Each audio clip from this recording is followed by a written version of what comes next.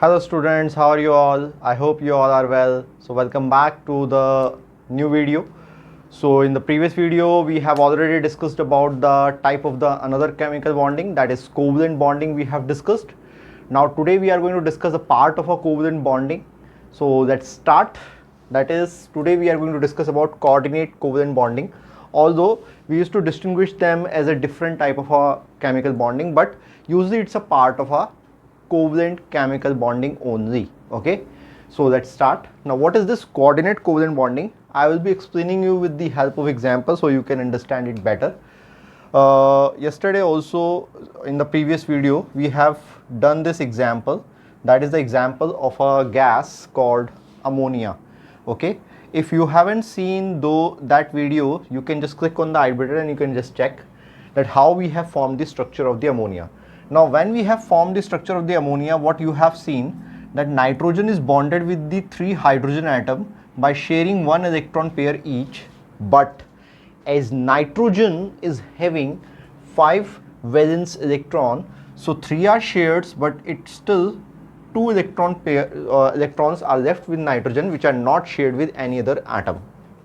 Okay, so these electron pairs which are not shared with any other atom during the formation of a covalent bond are known as lone pair. Okay, they are known as lone pair of electrons. So this is the electron pair which is not shared with any other atom, and hence it is known as lone pair of electron. Now one more example I can show you, like suppose we are showing you the formation of a water molecule.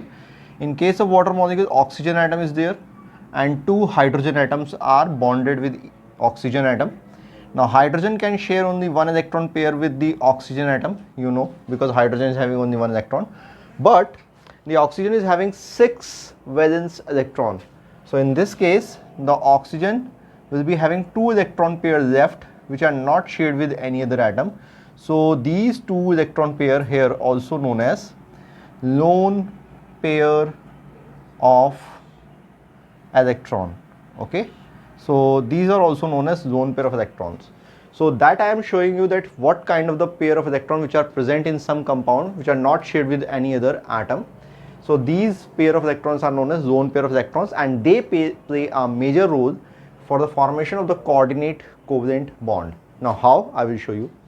Suppose we have one ion like hydrogen ion. Okay, I am making a solution of an acid and where the hydrogen ion is released. Now hydrogen ion means hydrogen has only 1 electron in its valence shell, and if it is acquiring a positive charge, it means that 1 electron also released from that hydrogen atom, and then it turns into the hydrogen ion. Okay, so basically that 1 electron it is lacking. So now this hydrogen ion is having no electron. Okay, it is not having any electron. So if this hydrogen ion tried to get stabilized, it required 2 electrons. So in order to have 2 electrons, what is going to happen? Suppose we have our molecule ammonia where this lone pair of electron is present, like you can see it here, and hydrogen ion approaches ammonia. Then in such case this lone pair of electron will be donated to the hydrogen ion. Now this is donated in a sense that it is not completely transferred. Okay, it is not transferred, it is donated to hydrogen ion for sharing. So hydrogen ion can share this electron pair with ammonia, but it is a kind of a sharing where hydrogen ion is taking the electron pair of ammonia, but ammonia is not sharing anything from the hydrogen ion. Okay, so the structure will be like this. Suppose this is nitrogen atom. Okay, these are our hydrogen atom which are already there, or I can show it here. Okay, these are the hydrogen atom which are already bonded with the nitrogen molecule, and suppose this is our lone pair of electron. Now in such case what is going to happen? Suppose this is the hydrogen ion which approaches ammonia molecule. So this electron pair will be donated to the hydrogen ion in order to have make hydrogen ion stable, and this lone pair now is going to be shared here with this hydrogen ion. Okay, so this type of a bond, which I am representing it in the form of an arrow, is a kind of a bond which is formed due to the donation of the electron to other atom, and this bond is known as coordinate bond. Okay, so this is a type of a bond I was talking about, coordinate bond, a type of a covalent bond where one atom is donating its electron to other atom for sharing but not sharing their electron. So the bond which is formed is known as coordinate bond, and the important thing is that wherever you are representing the coordinate bond, it should be represented with an arrow which shows that bond is donated to the other ion. Okay, like here. So this results into the formation of a molecule. Basically, I will not say molecule, a kind of a radical, that is charge ion is going to be formed, that is NH4 plus, which is also known as ammonium ion. Okay, it is also known as ammonium ion. Okay, so that is how the coordinate bond is going to be formed, and this phenomena is known as coordinate covalent bonding. Okay, so this phenomena is our coordinate covalent bonding. Understood? So one more example we can show, like in the case of the water molecule. Just see here, in case of water molecule, already you have seen that in the oxygen atom there are two lone pair of electron, and suppose in this oxygen atom, or in this water molecule, one hydrogen ion approaches. Again the hydrogen ion will be lacking with electron, so this lone pair of electron, or maybe this, will be donated to the hydrogen ion, and it results into the formation of a structure. You can see hydrogen, oxygen, hydrogen. Okay, and with an arrow, a hydrogen ion. Okay, so a kind of a coordinate bond will be formed here. So the molecule which resulted due to the formation of this is H3O plus, that is hydronium ion, which formed usually when the acids are formed, means acidic solution is formed. Whenever you are dissolving acid in water, hydronium ion used to form, and that is how it is formed, due to the formation of a coordinate bond between the water and hydrogen ion. Okay, so that is the phenomena of coordinate covalent bonding. Now one more phenomena related to the lone pair of electron is related, that is their kind of a acid base mechanism is there, but that we are going to discuss when I am going to make a separate video on the acids and bases. So there is one phenomena associated with this lone pair of electron is also going to be there, that we are going to discuss there only. Okay, so that is about coordinate covalent bonding. Now we are going to discuss about the properties of the covalent compound. Actually, if we have already studied the properties of the ionic compound, it's just going to be automatically opposite to that of the ionic compound. So we are going to see it one by one. So our first property of the covalent compound is, as you know, that covalent compound is formed due to the sharing of electron between the atoms. So when the sharing of electron is there, there is no charge separation except in some cases like in polar covalent compound. So there is no strong electrostatic force of attraction which is going to be existing between the atoms. So basically weak intermolecular forces will be there. Okay, so there will be weak intermolecular forces which are going to be existing in the case of the covalent compound. Then our second property, as the weak intermolecular forces will be there, so it means the covalent compound are usually gases or liquid. Okay, because there will be weak intermolecular forces which are existing between them. So because of this weak intermolecular forces, the compound are usually found in gaseous or liquid state at room temperature we are talking about. Okay, so that is one thing. Then third point, that they have low melting point and boiling point. Okay, obviously because they have weak intermolecular forces, compound are gases or liquid at room temperature, so they must be having low melting point and boiling point. Okay, then the fourth property is there. Okay, fourth property is that they are bad conductor of electricity. Okay, now this is a point that they are the bad conductor of electricity because there is no ion formation there. Like in the case of the ionic compound, you have seen that there is an ion formation.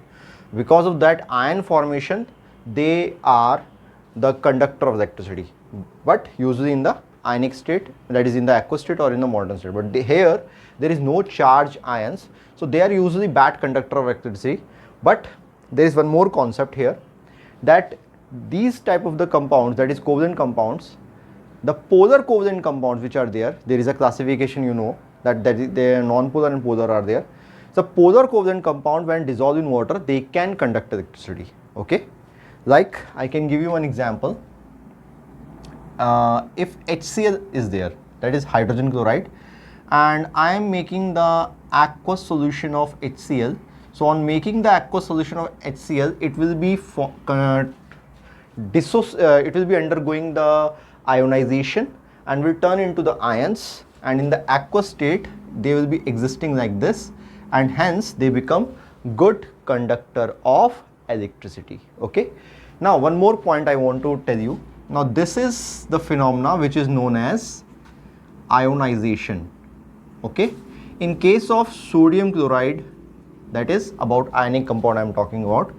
If ionic compound you are dissolving in the water, you are making the aqueous solution of the ionic compound, and the ions are going to be formed like this, that is sodium ion and the chloride ion.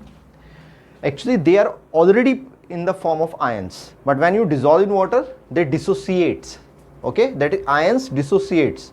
Ions are already there, they dissociates, and then they conduct electricity. So this phenomena is known as dissociation. Okay, this phenomena is known as dissociation. While this phenomena, where polar covalent compound I am talking about, this is polar covalent compound. Here ions were not there, but when you dissolve them in water, because of the charge separation, already the charge separation is there in the polar covalent compound, then they turn into the ions. Before that they were not ions. After dissolving in water, they turn into ions. So this phenomena is known as ionization.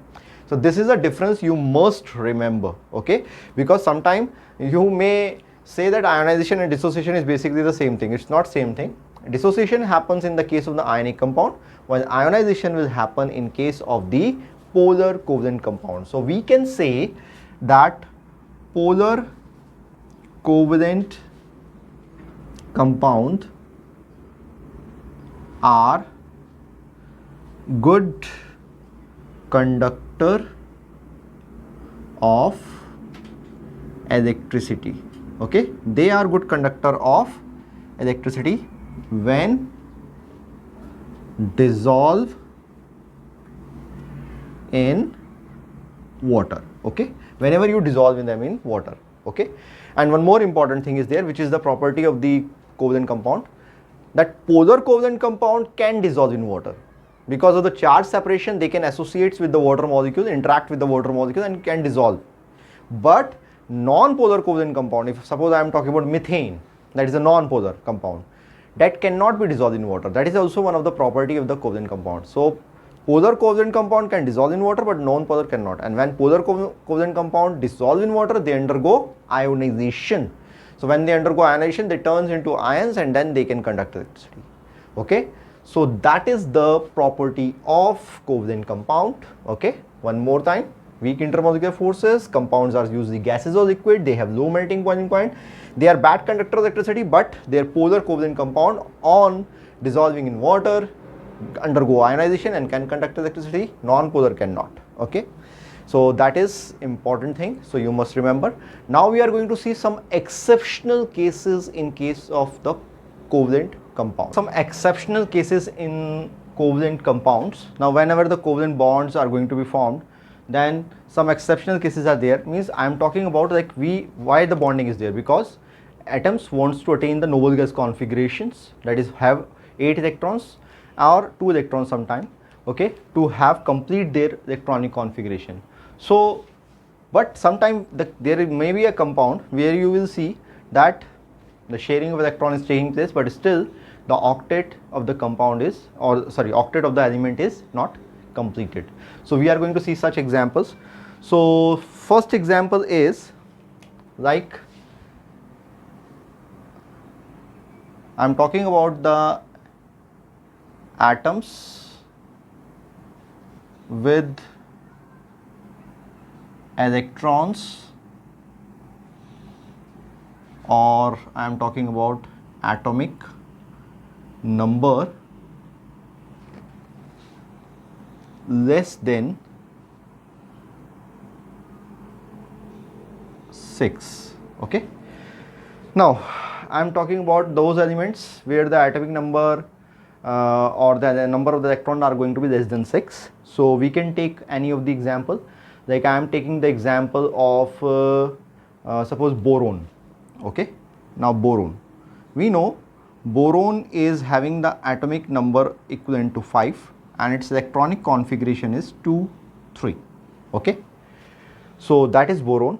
Now when this boron atom is going to combine suppose with another element, suppose we have 3 elements, one fluorine, another fluorine and one more fluorine. Okay. Now we know that fluorine will be having 7 electrons in its outermost shell, 1, 2, 3, 4, 5, 6 and 7. Same is with other fluorine, 1, 2, 3, 4, 5, 6, 7. Same here.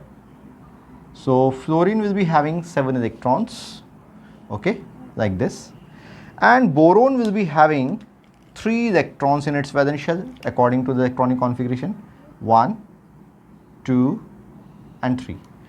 Now you can see fluorine can share this electron from the boron and have its octet complete. Same this fluorine will do, same this fluorine will do. So now fluorine will be having its octet complete. Now what boron is going to do, boron is also going to share these electrons from the fluorine. So when it is going to share these electrons, you will find 2, 4, 6. So boron is still having 6 electrons in its valence shell after sharing of electron, but still the compound is stable because fluorine get stable by sharing their electrons. So still boron is lacking with 2 electrons, and hence this type of compound is an exception to the formation of a covalent bond, because our main priority is to have a octet complete, but here it is not getting complete. Some more example of this kind is there, like beryllium hydride. Okay, if you are talking about beryllium hydride, it can also behave in the same manner. Beryllium hydride means BeH2, it's a covalent compound. Okay, now in this case what is happening, now beryllium atom is there, okay, and then 2 hydrogen atoms will be along with beryllium. Hydrogen will be having 1 electron here also, while beryllium will be having the 2 valence electron because its atomic number is 4. Okay, so sharing of electron for beryllium, if you see, it will be like this. Okay, while in case of the hydrogen, it is going to share 1 electron each like this. Okay, if you see, hydrogen will be having its duplet complete, but beryllium is still having 4 valence electron. So the compound is stable, but still the octet is not complete or octet is not achieved. So it is again an exceptional case. Okay, now we are going to see another exceptional case. Here we are talking about the total number of electrons which are there for the sharing, and their total is odd. Okay, so if the second exceptional case, that is odd number of electrons we are talking about, like I am talking about the example of nitrogen oxide, suppose NO. Okay, now we know nitrogen is having 5 valence electron. Okay, nitrogen will be having 5 valence electron, while oxygen will be having 6 valence electron. Okay, now as nitrogen is having 5 and oxygen is having 6, so if you take the total, it is coming 11. Okay, that is the sum of the valence electron is coming 11, which is odd.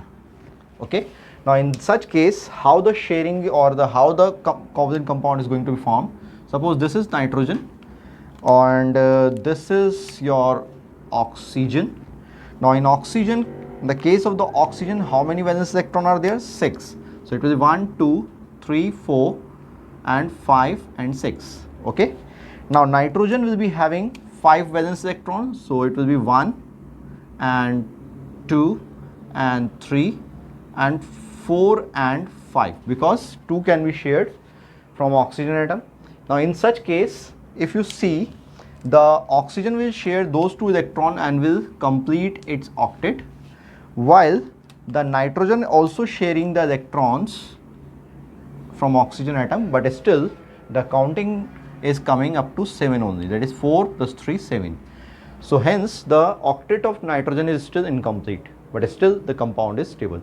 So this is again an exceptional case where the odd number of electrons are there in the valence shell from both atoms and resulted in the formation of such type of a compound. Okay, now third case is there where number of electrons